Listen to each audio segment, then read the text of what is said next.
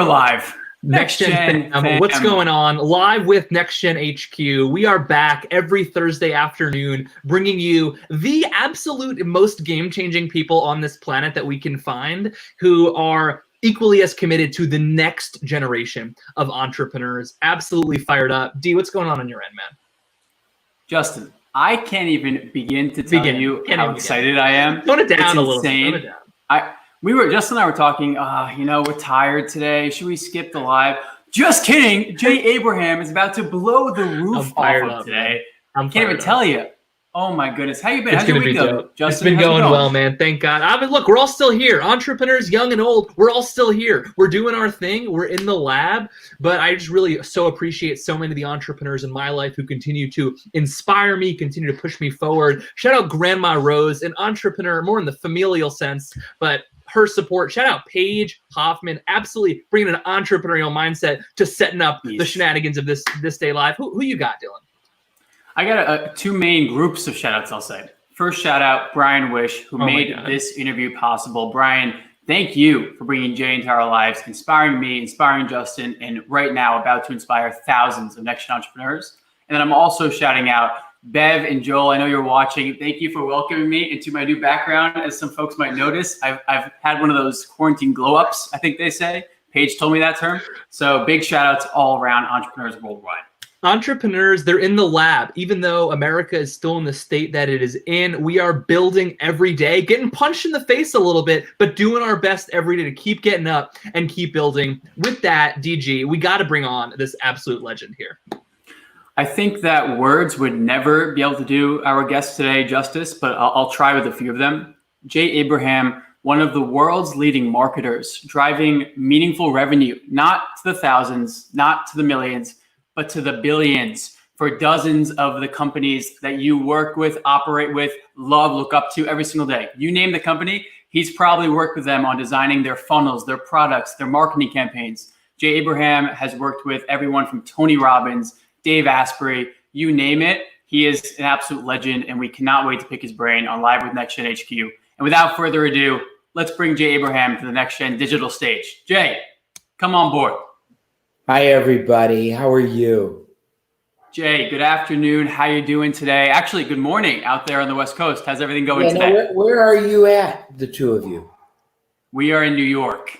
Okay. All right. So good afternoon. And I apologize. I told you that I'm at home, as a lot are, and I have a lot of kids working here, and I have two really cute pugs that think they're watchdogs, and they're upstairs barking. So please bear with me because my computer was low and I had to plug it in one place. As soon as it charges, I'll go to a quieter spot. Jay, they're keeping you safe. They're protecting you. What are we going to talk about? We're fired up to have you here, Jay. Thank you for joining us. Where we want to start is you have always been talking about the power of storytelling, power of narrative, power of communicating that vision. We'd love to go back in your story. Jay Abraham of today, people may know, they've read the books, they've seen the online videos. Is there a catalyst moment of your life that you can take us to where your story really either begins or starts to transform? Is that the question? The answer is yes. You want me to explain it too? Let's unpack it a little bit. Yeah, sure. So I've been doing this for a very long time. I got started at the age 18. I had two kids at 20. I would not recommend it. I had no negotiable skill, and I jumped around transitory from many, many different jobs. But interesting, they were totally different industries. And I could do two or three at the same time because they never gave me salaries. It was always, you got a place like I'm sitting at a table, a chair, a phone, and you get a piece of whatever you create, kid. After about 10 industries, I realized that people in one industry did not have a clue how people in another industry thought, operated, strategy, tactic, business model, revenue approach, access vehicle, positioning, lead generating, conversion. And I was able to start taking integrative distillations from past industry experiences, combine them together into hybrids, and then apply them to industries that had never seen them before. And then all of a sudden I became this super guru. But the truth of the matter, it was never that I was that great, although I'd like to hope I have a good mind and brain, but it was that I was sort of the one-eyed man in the land of the blind. And this was way before best practices. And even best practices normally, very honestly, are limited because they tend to be best practices from an industry. I was able to, and as I kept growing and then I got really serious about understanding the power, I've done 1,000 industries. So I have the integrative best practices on the revenue side from a lot of things, but the origin was that. And then as I got older, I was very blessed. I was influenced by people that taught me very powerful pieces of the puzzle, a unique selling proposition, risk reversal, allowable acquisition cost, preeminence, a lifetime value, things like that. And all those integrated to give me, very frankly, a power that at the time was so unique that it was just knocking one business or one industry off another. It was a glorious time. Still is a glorious time, but it was really glorious then because nobody understood any of that. Today, even things like the freemium SaaS-based tools people have that you can use to do optimization instantly, and you don't pay for it, or you pay $49. That used to cost $1 million to try to understand. It would take 6 months. So everything is different today. Jay, that is absolutely incredible. I think a term I'll throw out there, industry transient, right? You are looking to not only learn about multiple things, but how they apply to each other. We like to say at Next Gen HQ, one of our core values is to never stop learning, right? Always be looking to get 1% better. So I want to ask you, Jay, that younger self that in your 20s, in your 30s, as you're coming up, learning and eating what you kill in a way, were you following purpose and passion, picking the new industries, or were you chasing something else, whether money, whether a role, a title? What was driving your desire to keep going? Yeah, good question. And again, my terrible apologies for noise upstairs if you hear it. So I was driven in the beginning, and I have been driven most of my life by an integration of a couple of very powerful fuels. One was admiration for people who were trying to be value creators. And I never really put the words together, but I would fortunately meet entrepreneurs who either were trying to add more to the industry than their counterparts, or they were trying to create new facets for an industry, and they were trying to do something meaningful and noble. And that was electrifying. That was magnetic. And then next, I had a hopeless curiosity. I love discovery. I love trying to understand how different industries worked, how people thought, how it impacted people. And those two congealed together to drive probably a lot of my achievement. Money was literally in the beginning a great reward. I mean, the first couple of things I did Icy Hot in the beginning because I got involved in it, and we saw all these letters from little old, now I'm older, but little old men and women who couldn't go to church on Sunday or couldn't sit in their lounge and watch TV without having it on. And they so complimented this little company we bought because it was so transformative to their lives. And that empowered me to want to get it to everybody. And then it motivated me to set up 1,000 radio stations, television stations to promote it for us. But it was driven by the admiration and the feeling of purpose. It's always purpose driven, but often it was a secondary purpose. It was my privilege to have been through osmosis sort of contaminated positively by the entrepreneurs I was serving, if that makes sense. Completely makes sense, Jay. And I think it's really interesting that even though you're maybe contracted to talk about marketing, processes, tools, you're starting with the individual because you understand so deeply, as so many entrepreneurs do, that if you're not taking care of your mind, your mindset, where you're learning and getting your information, you're not going to be set up for success. But so many of the young entrepreneurs that we meet, they're telling us, Jay, you guys are basically speaking a different language. I don't have that mindset of I could learn unlimited possibilities. Can you talk a little bit about this concept of the mind creating our external experiences? And when you're talking to folks who are at the point where they're saying, guys, this mindset is not mine, what do you recommend for how they can start to maybe untrain some of those thought processes? Okay, a lot of things. So first of all, let me give you a truth that maybe will inspire your audience.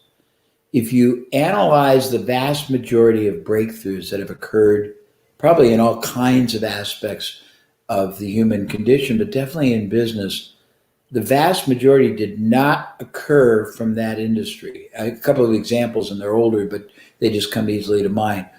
Fiber optics, which transformed telecommunication, that was created by aerospace and was adapted. Federal Express took the hub and spoke system that was the way the Federal Reserve Bank would clear checks overnight. So because if you couldn't clear a check overnight, then people could bounce checks and things. And that system was adapted to the way Federal Express could get packages out at 10 o'clock the next day. Rogaine came from, I think, pimple medicine. Viagra came from heart medicine. I can't remember if it was the ballpoint pen or the roller. Deodorant came from each other. So the greatest breakthroughs you will discover are not going to come from your industry, number one. Number two, I was very blessed to learn exponential thinking, and this is going to be very powerful for your emerging entrepreneurs at this space in their careers. There's two ways to operate your business life. You can operate in the incremental zone or the exponential zone. Takes the same amount of time, same amount of effort, same amount of opportunity cost. One gives you a very limited yield, one gives you an asymmetric yield that just keeps compounding and exploding. You can't normally gain exponential growth by doing everything that everybody else does a little better. So that's the first thing that would drive you. Second is when you realize that your industry doesn't have every advantage. There's so much going on out there. And when you study all the other, not just industries, but mindsets, ideologies, you come up with an expanded understanding of what's possible. There's a simple analogy, all of you would know that. Traveling broadens the mind. Anybody who's ever traveled outside their city, outside their state, outside their continent, whatever, every time they go one dimension further, they see so much more to consider. Climate, topography, morality, religion, culture, food, ideology. Well, the same is true the more you travel, number one. Number two is if you think about all the people you interact with in life, and I'm assuming you have thousands of people that are watching this. Is that true? That is. Good. Thank you for that. I appreciate it. But each one is experiencing this different because no two had the same reality. The more you understand the diverse realities people are experiencing, the different way they are interpreting, the more powerful connection you have, and that's power. Everything in life is about gaining ethical maximum advantage, and you can't command and control advantage if you don't have a better understanding of all the dynamics you are dealing with. I don't know if that's too esoteric or not. Jay, so many in our audience resonated with that. Christian, William, Jimmy, they're all chiming in, and whether it's travel or culture, really speaking to them. And something that we love to preach at NextGen HQ is mentorship. And obviously you are providing a whole heck of a lot of that to our audience right now. But listening to you, it screams to me that you were pointed in the right direction, whether that's a book, a course, an individual perhaps. Even in those early days, as you are learning through experience, through travel, about culture, food, etc., who were some of the folks that guided you, that inspired you, whether that could be a book, an author, or an actual mentor? Yeah, I've been blessed in three ways. And again, you may or may not know this about my career, but it it has been very storied in that not only have I been involved in all these industries, but I've gotten the privilege to help about 300 experts. You talked about Tony Robbins, you talked about Damon John and Dave Asprey from Bulletproof. But earlier in my career, I helped the Deming organization. He was the father of process improvement and optimization. I learned that. Then I helped the world's largest multivariable testing organization. They tested all kinds of hypotheses, different ways of saying things, different ways of stocking things on a shelf, different ways of signage, different ways of follow-up. And I saw just the benefit of millions and millions of dollars of research. Then I helped the world's largest the world's largest litigation strategic consulting firm. This is a company that had 150 PhD psychologists and sociologists that would look at every variance in high stakes litigation, jury, venue, judge, how to graphically depict pain and suffering or minimize it. Then I helped everybody from the late Stephen R. Covey, who was all about the 7 habits of highly effective people, his son, Stephen M.R. Covey, who is master at the leverage involved in trust building. Guys like Roger Love, who are all about how you are heard. There's leverage in that. Sally Hogg said how you are seen. And all that, besides helping them, I couldn't help them if I didn't first understand a distillation of their methodology. So every one of them helped me. That's one thing. Early in my career, I had, when I worked for ICEHOT, the man that I worked for was a big investor, and he studied a man that long ago died, but his name was Jimmy Ling. And Jimmy Ling was the first person who understood redeployment, how to take something and turn it into many other things.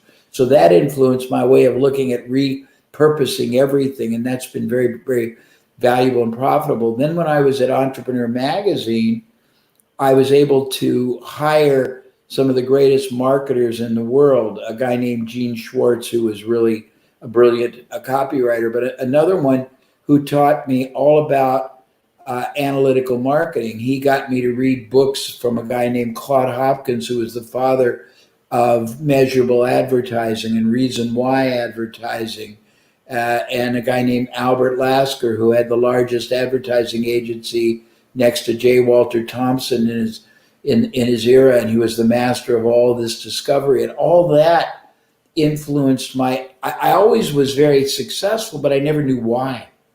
Once you have the why, it empowers you to understand why certain things happen the way they do and why they don't. And then that explodes. That's why I think discovery is great. I will tell you that I do not read the way I used to, but I'm very blessed because I interview lots of people Socratically. When I learned Socratic, I don't want to talk your head off, I want you to talk, but you asked me. I learned Socratic interviewing. Socratic interviewing is one of the greatest attributes, character traits, powers you can possess because it helps you uncover what people are all about and what got them there. I learned that your goal in life, every time you interact with anybody for any amount of time, is to make them better off because you are in their life. And that's not an ideological rah-rah, it's an empowerment to how you deal in business. I learned to understand when you look at somebody to try to examine, evaluate,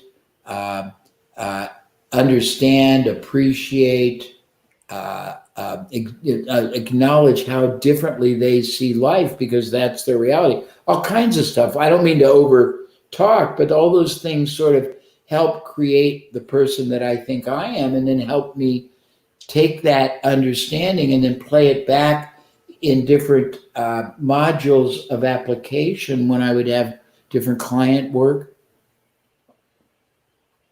Oh, may I make one more comment? Go for it. Please. So, yeah, and again, I mean, I don't maybe we'll never talk again. So if I can have a catalytic value on your people, that'll make me very happy, because at this point in my life, it's a very important point, is to inspire people to be great. And we have a lot of work on greatness I can talk about too, and also preeminent, because it's disgusting to be mediocre in any aspect of your life.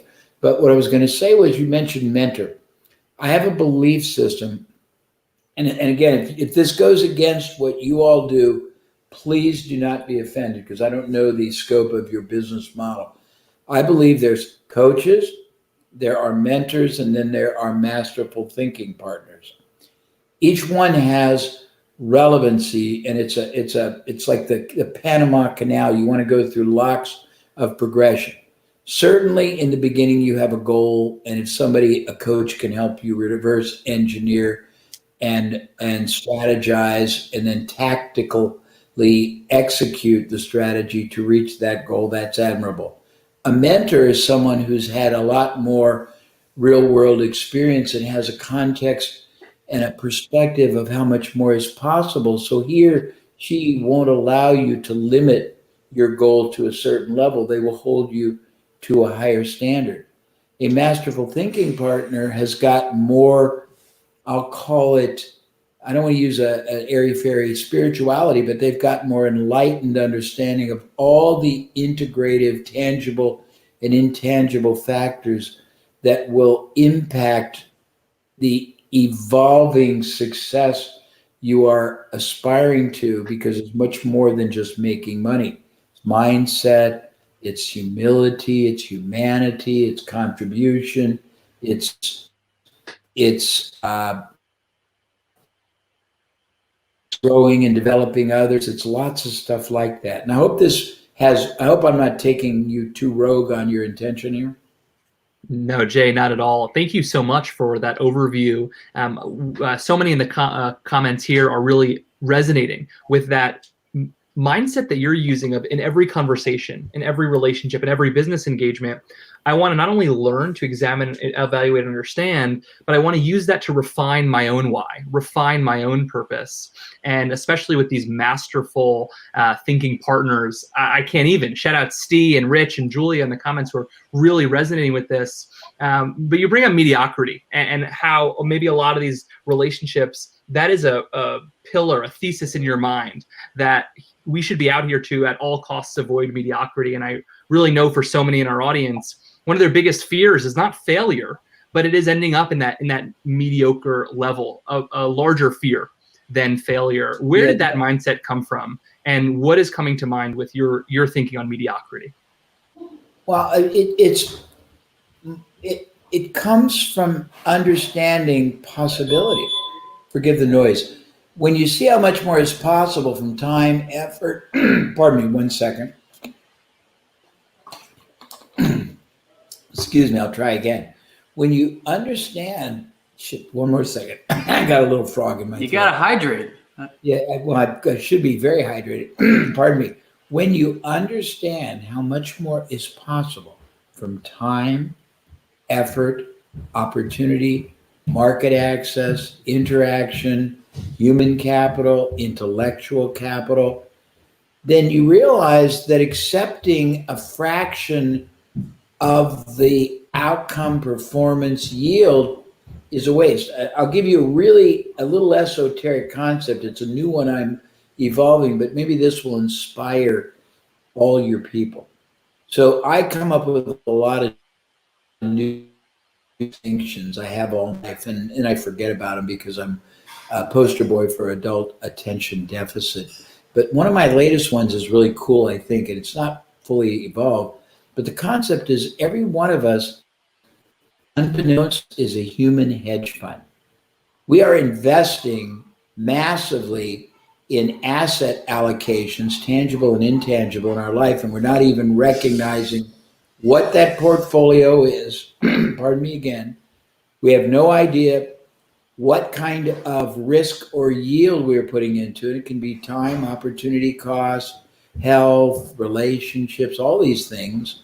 We don't measure it against what we should be, at least what the mean is. And if we are a human hedge fund, theoretically, we're trying to achieve alpha, but we don't even know what mean is. And if you start looking at that, it's a little esoteric, but it challenges you to really examine and re-examine your life. And this goes back to my love for Socrates. Socrates said, a life unexamined is a life not worth living.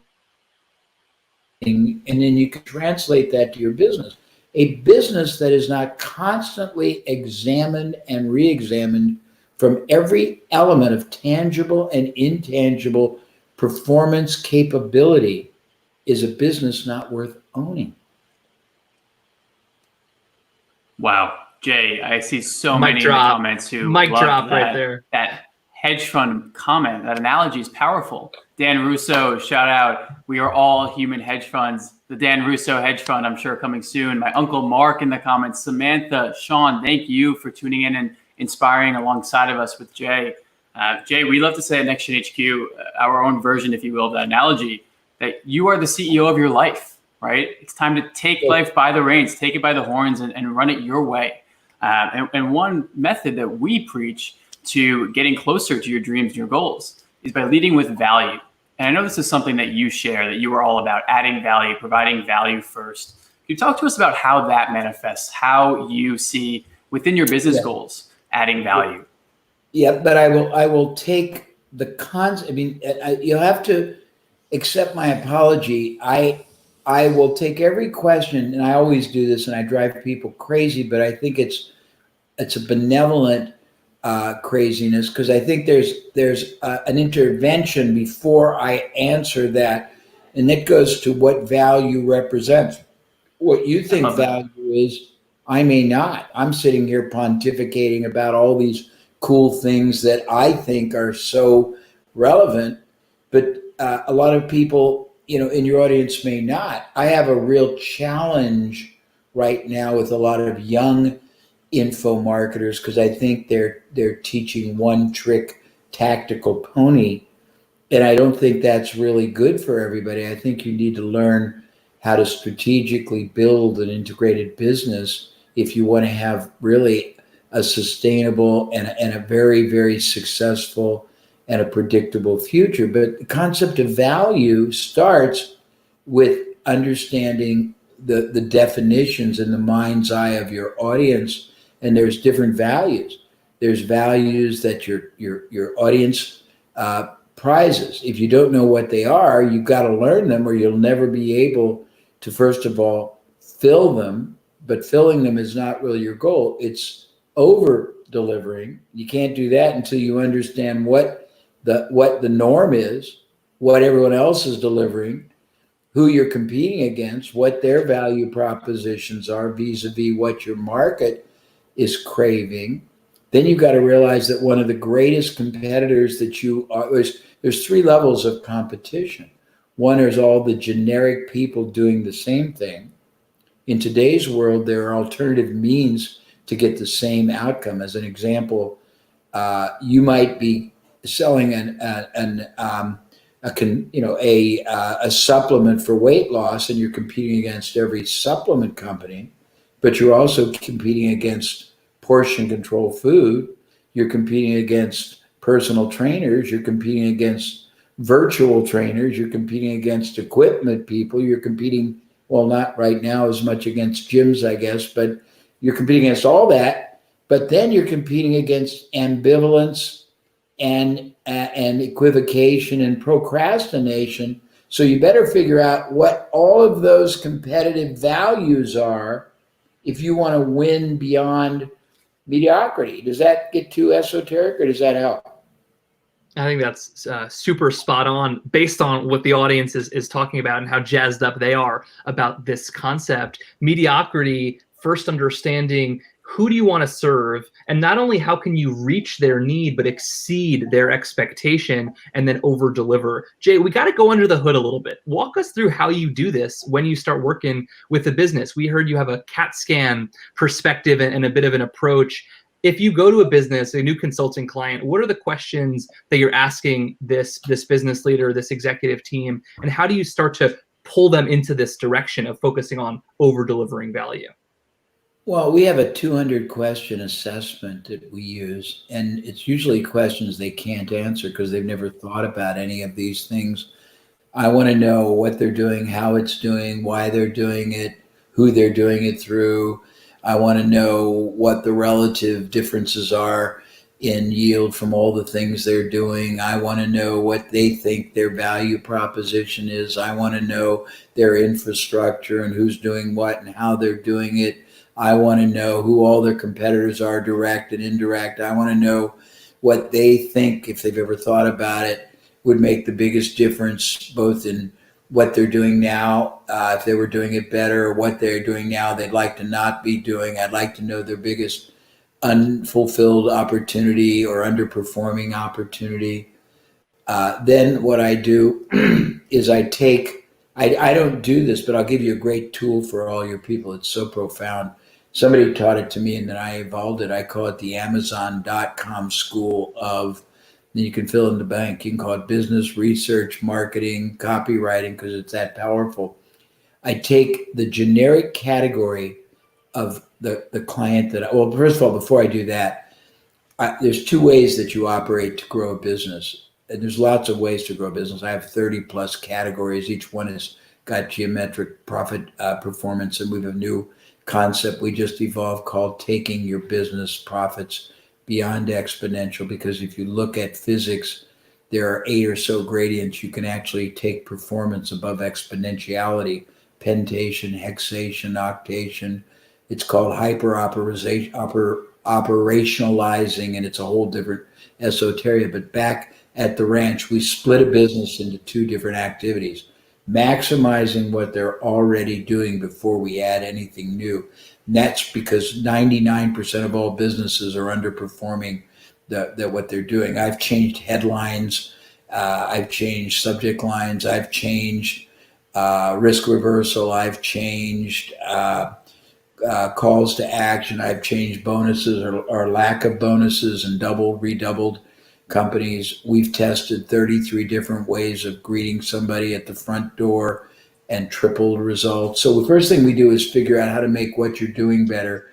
Only then do we add more expansive areas. And I've got all these different methodologies for that. But then as I'm doing that, I make the client, we take the category of business they're in and we take the closest direct and indirect topics like that. And then we go to either an Amazon, if it's appropriate, if there's any books on it, either consumer or commercial or professional. And then we look at the last 3 years of best-selling books. We look at 20 or 30 per year. We look at titles, subtitles, chapter titles, because very often books sell more by the promise than they do the content. So we have somebody scrape all that, because that's telling you what people want and it's telling you what resonates to this concept of value. Then we go, if we don't do books, we go to discussion groups, and then the next level is going to competitive reviews. But after the book, if we're still in the book category, then we go to the reviews, and Amazon has got, I think it's 0 to 5, I think are the categories now. It used to be 1 to 10. We look at all the zeros and we look at all the 5s, and here's why. People don't think about this, but psychologically, when you are impassioned, positively or negatively, your subconscious overrides your conscious.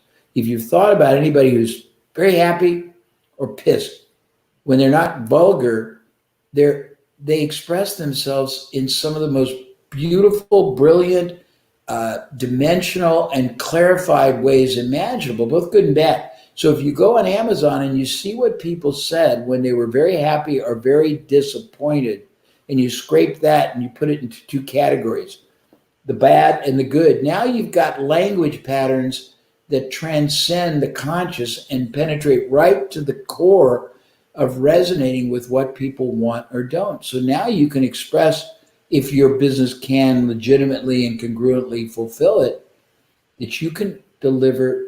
Here's what we know you want, and here's what we give you. Here's what we know you don't want, and here's why and you can speak in advertising, selling, websites, emails, things like that. I don't know if that helps or not. 100%, Jay. We so many in the comments who are talking about the power of this approach, the Amazon.com School of Marketing. We're using it this week. You better get ready. Seriously, so we'll get back marketing to team. Paige is already taking notes. It has never failed. It writes better copy, headlines, bullets. I mean, geez. And again, if you don't, also, this is very embarrassing. I talk, excuse me 1 second. I talk to prospective clients or clients, and I'll say, okay, tell me how your competitor markets. What's their position? What are they doing? What are they saying? And they don't even know. They have no competitive intelligence. They have no comparative understanding. They're just blindly trying to compete. And you have to decide if your competitor has outrageous advantage in one area and you trying to exceed that is very difficult. You better either find a niche or a counterplace or some other, positioning. But how can you do that blind just by wishing it? And I mean, it's I'm a very super logical person. I'm also ADD, which is a little bit fascinating. I've mastered critical thinking, contingency thinking, consequential thinking, and these are very powerful skill sets that give you what I said. What you want is absolute advantage. I have another philosophy, and I think it's really fascinating, that I think most businesses are suffering from a very severe and, if not terminal, chronic case of what's called access denied. Whatever they're not getting from their market, they're being denied access. Access to response, access to trust, access to conversion, access to upsell, access to referrals, access to viral. I mean, and if you understand, first of all, what you're being denied, then you can try to understand why. And you said something, Justin, that I need to underscore before we run out of time.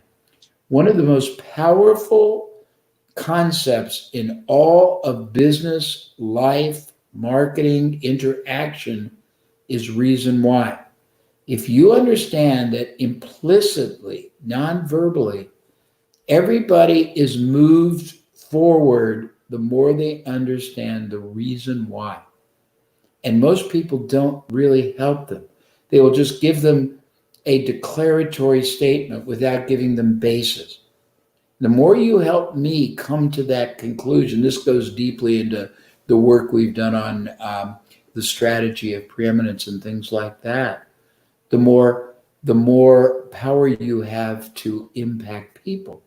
But people need to know the reason why. One of the greatest lessons I ever got, and you talk about influences, one of my influencers made me research two of the greatest marketers of all time. My mentor made me first read one of these marketers' distillation of his most important principles. And that was sort of interesting. Then he made me read the man's autobiography so I could understand the actions, the activities, the lessons he learned empirically in his life to cause him to formulate those principles. But he didn't stop there.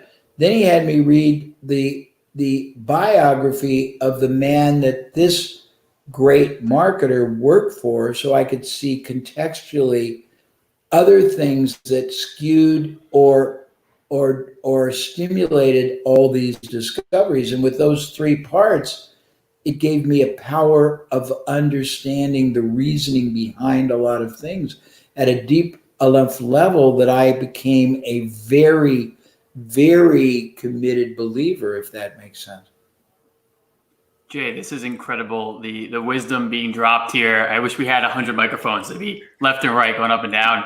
We have a birthday in the comments, Jay. Andrew, shout out to him. He said this is his birthday present, listening to you, Jay, learning from you. So happy birthday, Andrew. You're welcome for the birthday present. Happy 24th. Jay, the energy, though, beyond wisdom is clear to myself, to Justin, to our audience. You speak with such charisma and such a vitality that clearly does not just come from nowhere. Can you talk to us maybe about any spiritual learnings and practices that you believe, that you take with you into a conversation, into a business meeting that empower your growth? Yeah, I have a belief that every human being has enormous value and is interesting and deserves to be appreciated and acknowledged. I have a very strong appreciation for humanity. Earlier in my life, when I was your age, I was probably too successful too fast, and I had more arrogance and hubris, but that has given way to humility and humanity, which I think gives you a lot more power. Uh, I don't have any problem being vulnerable. I think that's a great strength. Uh, I love to learn. I love to contribute. I love to have the duality of being a student and a teacher constantly. And I love to try to understand all that is happening in a situation. And when I'm done having an interaction, when I have the time, I will spend 10 or 15 minutes trying to understand what occurred. What did I experience that was quite profound about the interaction, about how that person did whatever, communicated, talked, thought? What did I really like about my response? What didn't I? What can I be better at?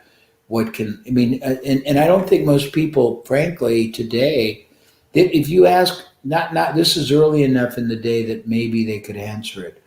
At 5 or 6 o'clock at the end of the day, whether they turn off and watch Netflix or have a glass of wine or whatever their relaxation is, if you ask somebody on the spot, what happened today? Most people, it's just a blur. They couldn't tell you what happened. They couldn't tell you the lessons inherent in it. They couldn't tell you what they can grow from that. They can't because it's just a blur. Jay, speaking of lessons that we can learn, I feel like we are just scratching the surface. And so many in our audience, as they leave this interview, they're going to be thinking about, how can I more deeply understand my why, understand my purpose, connect with others, and then once they've applied that on the individual, which is a lifelong journey, start to apply a lot of your lessons on the business side. Unfortunately, we are at time. Jay, what are the resources online available for our audience to connect with you, continue learning from you, and eventually get in touch and continue to hopefully have that masterful thinking partner type relationship with you, even if it's online? Sure, that's nice. So most of what I do is pretty expensive. We have a couple of websites. We give an enormous amount of gratis stuff on Abraham.com, and we sell some expensive programs. We have a jabraham.com that's a lower end mentorship, and it's got cool stuff. But yeah, I mean, it's just lots of stuff. So anywhere they want is fine. And we've got a podcast that's cool called The Ultimate Entrepreneur, and it's pretty eclectic. Any of those are fine. Jay, absolutely incredible. I got to end with an analogy that I heard you reference in a podcast interview. We all have time. And for you, it was a powerful switch to not give somebody your time, but say, sure, I'll buy my time for you. And I want to thank you for allowing us the benefit of you buying your time for us and for the Next Gen audience. And this has been such a powerful 45 minutes together. I know this is just the beginning. We can't wait to get you back on here live with Next Gen HQ, and we appreciate you coming on board today. It sounds like what you're doing is very worthy ideals, and I appreciate it. And you two are very impressive, and I would imagine your audience is too. So I'll tell you one last point.